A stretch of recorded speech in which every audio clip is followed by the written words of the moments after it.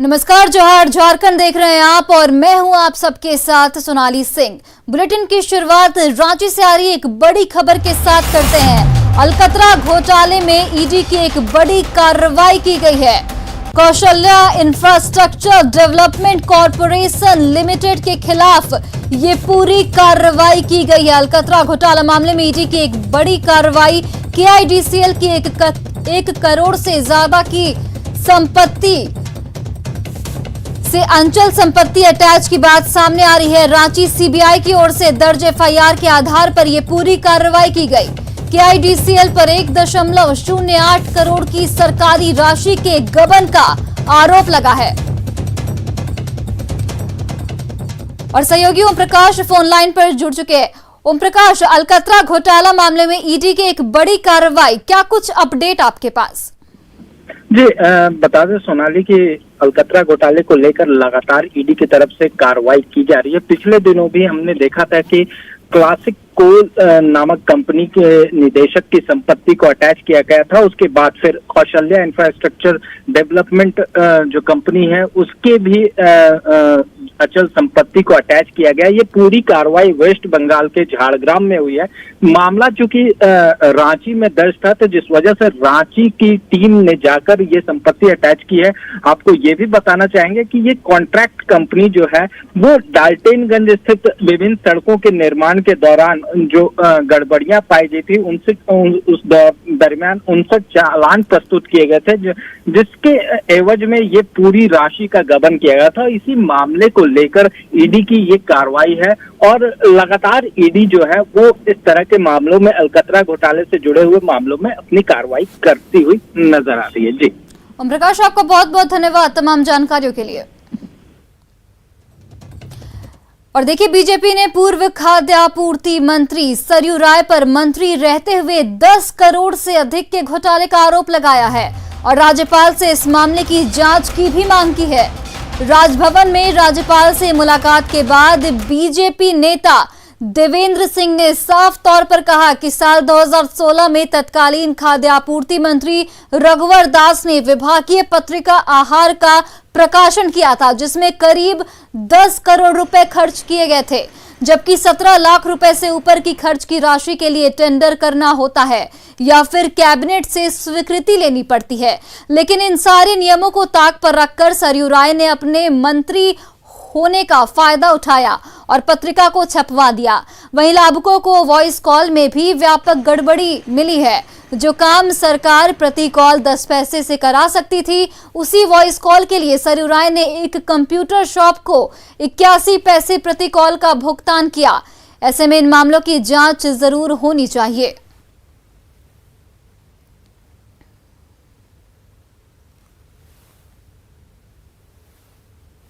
उन्होंने अपना ही डिसीजन लेकर के वो पत्रिका छपवाया और उस पत्रिका का जो एडिटर है उनका अपना ही पीए है आहार पत्रिका का। तो इसमें बड़े पैमाने पर घोटाला हुआ, जिसमें 10 करोड़ से ऊपर का घोटाला है, जितना जो 10-15 करोड़ का घोटाला है। तो हम लोग कहना है कि कोई कहता है कि मैं बहुत ईमानदार हूं। ये कैसी ईमानदारी कि आप डिसीजन कैबिनेट को नहीं मानिएगा, मुख्यमंत्री को नहीं मानिएगा, आप नियमावली को नहीं मानिएगा, आप नीति को नहीं मानिएगा, आप जो कहें वही सत्य। तो उसकी जांच होनी चाहिए। एक और मेमोरेंडम हम लोगों ने दिया है कि जितने भी झारखंड में जो कंज्यूमर है, जो जिसको हम देते हैं चावल गेहूं फुट के हिसाब से, तो उसमें क्या है कि वॉइस कॉल के माध्यम से सूचना दी जाती है। तो वॉइस कॉल का भी टेंडर नहीं हुआ, बाद में टेंडर हुआ। पहले इन्होंने एक बाबा कंप्यूटर को बिना टेंडर का ही दे दिया कि तुम वॉइस कॉल करो, और जबकि जो पीआरडीए डिपार्टमेंट गवर्नमेंट ऑफ झारखंड का है उसका रेट था 10 नया पैसा पर कॉल। इन्होंने 80 नया पैसा में बाबा कंप्यूटर को दिया। तो जहां 10 नया पैसे में सरकार खुद कर सकती है वॉइस कॉल, कंज्यूमर को दे सकती है 10 नया पैसे में, और आप 80 नया पैसे में दे रहे हैं। ये कौन सी ईमानदारी, ये क्या चीजें हैं? और धनबाद पुलिस को एक बड़ी सफलता मिली है। नेटवर्किंग मार्केटिंग में 12 करोड़ लाभ के भुगतान करने के नाम पर महिला का अपहरण कर मां तारा होटल में हत्या कर दी गई थी। इसकी जांच में जुटी पुलिस ने महिला का शव होटल के निर्माणाधीन शौचालय से बरामद किया। वहीं डीएसपी ने पूरे मामले का खुलासा करते हुए बताया कि नेटवर्किंग मार्केटिंग में मृतक महिला से 60,000 रुपए लिए गए थे, जिसके बाद फायदा का लालच देकर उसे एग्रीमेंट के लिए होटल में बुलाया गया। इसी दौरान पैसे की वापसी को लेकर संचालक और महिला के बीच नोकझोंक हुई थी, जिसमें उसकी हत्या कर दी गई। अब इस मामले में 2 लोगों की गिरफ्तारी हो चुकी है, जबकि होटल संचालक अब तक फरार बताया जा रहा है। मामले में दूसरे लोग भी शामिल हो सकते हैं, जिनकी तलाश में पुलिस जुट गई है। सब कर लीजिए टोटल का। आनंद मौके में उनके सहयोगियों के साथ नोकझोंक हुई पैसे के लेन देन को लेकर के। इसी क्रम में क्रोधवश अपराध कर्मियों के द्वारा उनकी हत्या कर साक्ष्य छुपाने की नीयत से शव को निर्माणाधीन शौचालय की टंकी में डाल दिया गया था, जिसे बड़ी संजीदगी से अनुसंधान करते हुए पूरी टीम के द्वारा टीम वर्क के तहत उसको बरामद किया गया। धनबाद में पीएम आवास योजना के काम में फर्जीवाड़े का खुलासा हुआ है। यहां लाभुकों के घर अब तक नहीं बने, जबकि कागजों में गरीब को आवास आवंटित कर दिया गया।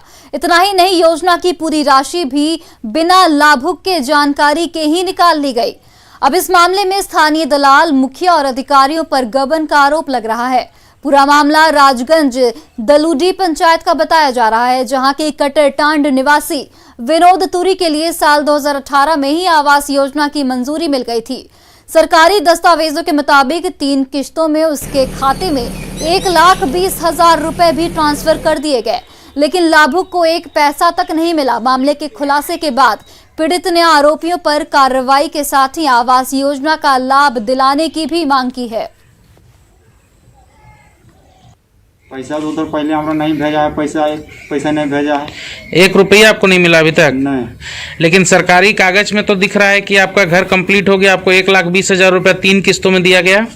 3 किस्त में दिया है, वो हमको मालूम नहीं यार। पैसा हमारा खाता में घुस भी नहीं किया है, जांच भी किए हैं खाता। आपसे क्या क्या कागज लेके गया था? हमारा ये टोटल फोटो घी के लेके गया, और कुछ कागज भी लिया था? हाँ, कागज लिया है, खाता नंबर लिया है, जमीन पेपर का भी जेरॉक्स लिया है।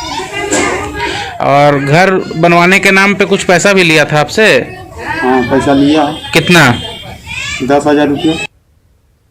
देवघर के लालपुर गांव में कई परिवार रोटेशन के आधार पर घर में रहने को मजबूर हैं। दरअसल 30 साल पहले संयुक्त बिहार के समय एक व्यक्ति को सरकारी आवास मिला था। समय के साथ परिवार बढ़ता गया, लेकिन सरकार ने कोई सुध नहीं ली। ये हालात एक नहीं, दर्जनों परिवार के हैं। जब परिवार के सदस्यों का एक गुट बंगाल में मजदूरी करने जाता है, तब परिवार के बाकी सदस्य ही घर में रह पाते हैं। वहीं 6 महीने बाद जब वो सदस्य लौटते हैं, तो बाकी सदस्य मजदूरी करने निकल पड़ते हैं। टूटी छत और खंडर बने घर में रहने को मजबूर परिवार के सदस्यों को हर बार नया आवास का सपना दिखाया जाता है, लेकिन कोई कार्रवाई नहीं की जाती।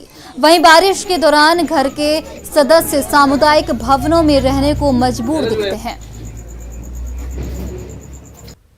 समस्या हम लोग का यही है, घर ठीक नहीं है। कब का हम लोग का माँ पिताजी का घर बना हुआ था, उसी में हम लोग रह रहे हैं। जमीन हम लोग का जगह भी नहीं है। हम लोग तो कब भगा देगा, यहाँ पर हम लोग का कोई ठिकाना नहीं है।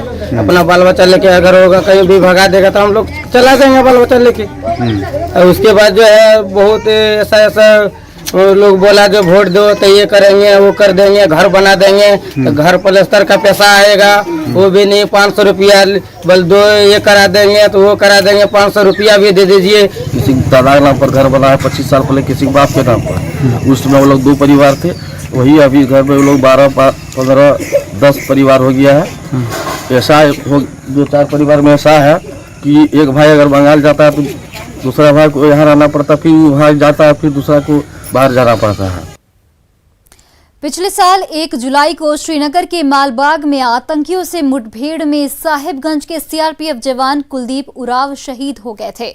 उनकी पहली शहादत दिवस पर साहिबगंज के में उनकी समाधि पर श्रद्धांजलि देने एसडीएम डीडीसी प्रभात कुमार, नगर अध्यक्ष श्रीनिवास यादव समेत कई लोग पहुंचे, जहां उन्होंने न सिर्फ शहीद जवान की समाधि पर श्रद्धांजलि दी, बल्कि शहीद के परिजनों से भी मुलाकात की और सरकार की ओर से हर संभव मदद का भरोसा दिलाया। हालांकि कुलदीप उरांव की शहादत के 1 साल बाद भी सरकार की ओर से घोषित 10 लाख की सहायता राशि अब तक परिजनों को नहीं मिली है। विभाग को लिखे हुए हैं और उसमें जल्दी ही उनको ये राशि मिल जाएगी।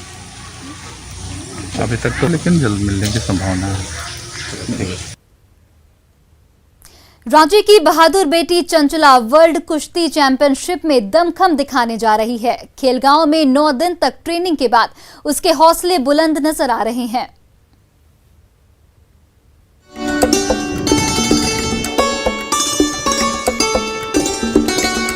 कभी लेग अटैक का प्रहार,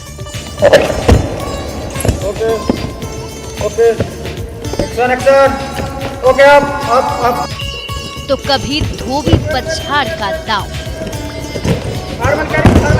विरोधी को पल भर में चित करने वाले हर दांव पेच में माहिर झारखंड की ये दमदार पहलवान किसी से कम नहीं है।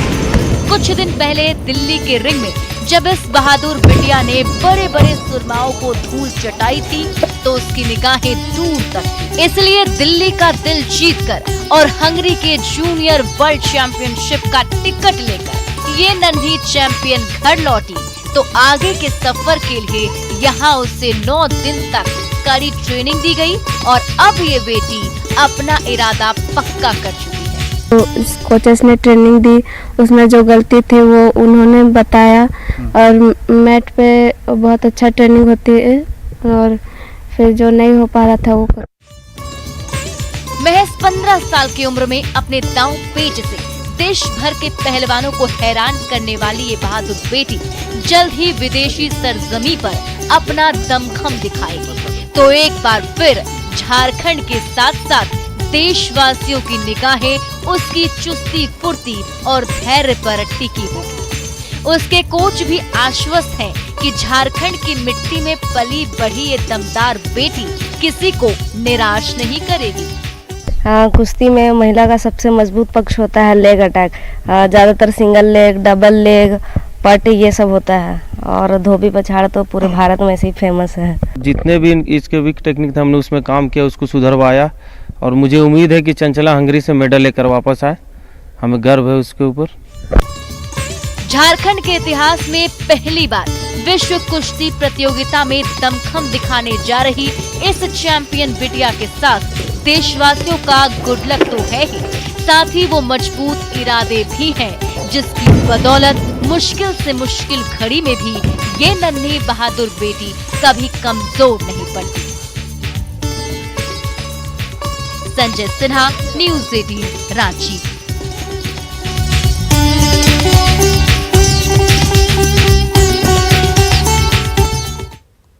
गुमला में आईटीआई कॉलेज डुमरी के सत्र 2020-21 के 184 छात्रों की छात्रवृत्ति कल्याण विभाग के दावपेच में अटकी हुई है।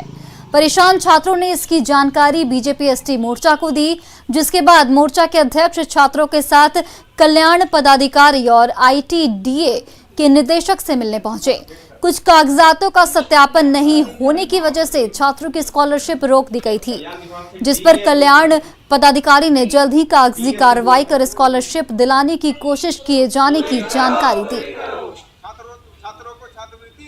अनुसूचित जाति, अनुसूचित जनजाति, ओबीसी वर्ग के छात्रों को प्रत्येक वर्ष छात्रवृत्ति मिलती है पोस्ट मैट्रिक के तहत, लेकिन इस वर्ष कल्याण विभाग की तरफ से डीए अप्रूव करने के बाद ए अप्रूव नहीं किया गया और अप्रूवल के लिए एनसीवीटी के पास भेजा जाता है और एनसीवीटी की तरफ से कोई अप्रूवल के लिए चिट्ठी कल्याण विभाग को नहीं दिया जाता है। तो कल्याण विभाग को एक बार मानवता के नाते आईटीआई से संपर्क करके इस समस्याओं को अवगत कराना चाहिए था, लेकिन ऐसा नहीं हुआ। विभागीय आदेश है कि वैसे ही बच्चों को, स्टूडेंट को छात्रवृत्ति मिलेगा जो राज्य सरकार या केंद्र सरकार द्वारा मान्यता प्राप्त शिक्षण संस्थान में अध्ययन कर रहे हैं। तो सत्यापन के लिए भेजा गया था पर वहाँ से सत्यापन रिपोर्ट ही नहीं है। अभी उनका कहना था कि हमें इस साल कोई परेशानी नहीं हो तो अभी से ही सत्यापन के लिए संस्थान को भेज दिया जाए। तो हम लोग आज उसको समाप्त करें ताकि इस साल भी उनको समय पे उनका रिपोर्ट आ जाए ताकि कोई परेशानी नहीं हो उनको। हमारे समाज का ताना बाना मर्द और औरत से मिलकर बना है, लेकिन इसी समाज में एक थर्ड जेंडर भी है जिनकी बातों, जिनकी जरूरतों को कोई तवज्जो नहीं देता। लेकिन भारत में थर्ड जेंडर को आम नागरिकों की तरह ही कानूनी हक हासिल है। वैक्सीनेशन के मामले में भी उनका ख्याल रखा जा रहा है। देश के कई राज्यों के बाद महाराष्ट्र सरकार ने भी बकायदा उनके लिए वैक्सीनेशन का शुभारंभ कर दिया है।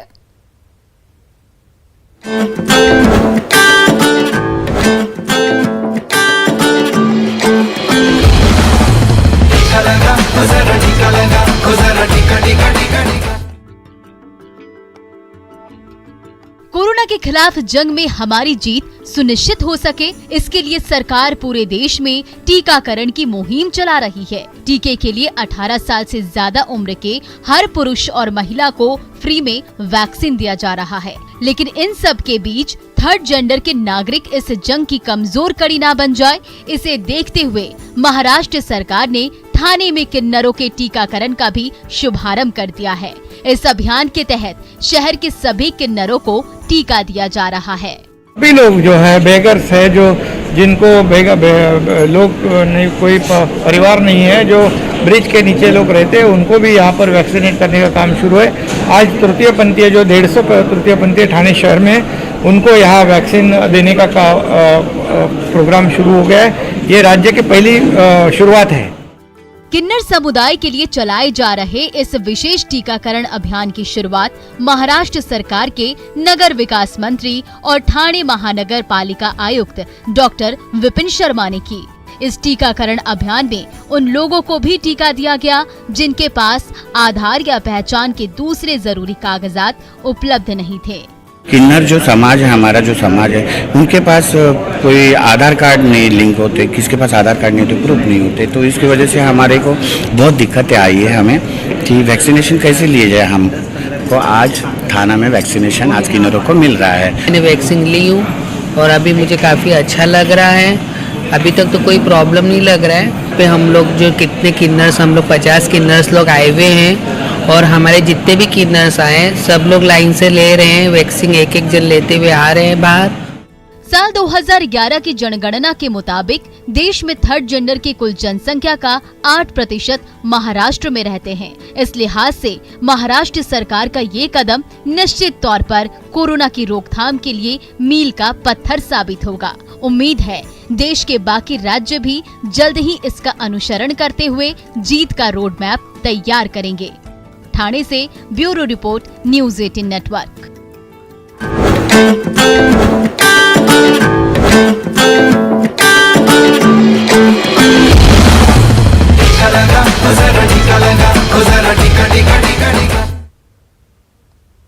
नेटवर्क 18 फेडरल बैंक संजीवनी गाड़ी भारत के कोविड प्रभावित जिलों में जारी है। वैक्सीन के लिए जागरूकता फैलाने की हमारी इस मुहिम को आप भी अपना सहयोग दीजिए। चलिए आपको दिखाते हैं कि संजीवनी गाड़ी अब तक कहां-कहां गई और आज कहां है।